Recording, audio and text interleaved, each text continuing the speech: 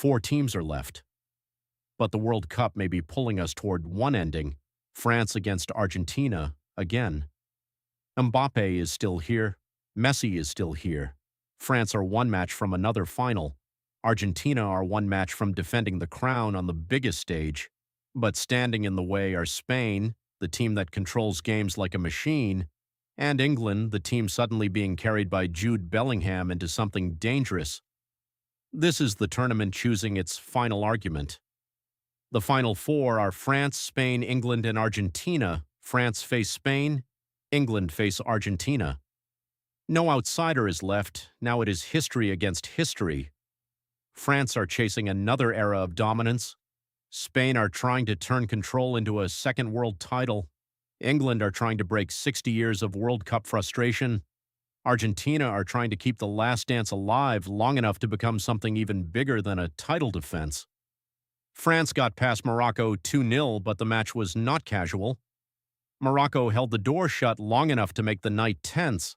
Then Kylian Mbappe arrived, Ousmane Dembele followed, and France looked like the team everyone has been trying to avoid. The controversy around the possible handball in the build-up gives Morocco a talking point, but the bigger story is that France keep finding answers. They have not needed to look perfect to look inevitable. That is terrifying in a knockout tournament. The favorite just has to survive, find the crack, and make the match feel inevitable. Spain beat Belgium 2-1 because they never stopped applying pressure. Fabian Ruiz gave them the lead. Charles de Ketelaere equalized.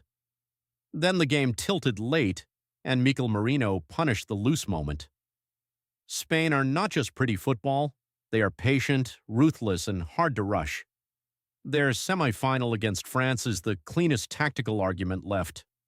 France want to turn individual speed and finishing into inevitability. Spain want to remove chaos from the match until the opponent starts chasing ghosts. If Spain can slow Mbappe, they can kill the rematch story before it even reaches the final. England's 2-1 win over Norway was uncomfortable, hot, and dramatic. Norway had Holland, belief, and a lead, but England had Jude Bellingham, 2 goals, 1 rescue, 1 extra-time winner. This is the version of England that scares people, not always fluid, not always convincing, but loaded with players who can bend a game. Holland was held scoreless, and England survived the striker everyone feared most. Now the next test is Argentina, a team that lives for emotional chaos. England do not need to be beautiful. Against Argentina, they have to manage the moment before it becomes Messi's moment. Argentina survived Switzerland 3-1 after extra time. Alexis McAllister scored early from a Messi-assisted corner. Switzerland hit back through Dan Ndoye.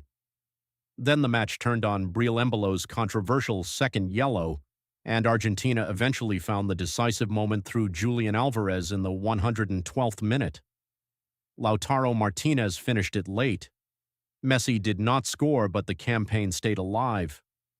Argentina do not look smooth.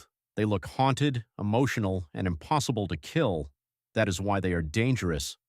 They have been dragging themselves through pressure, one ending at a time. France against Argentina would not just be a final, it would be a sequel.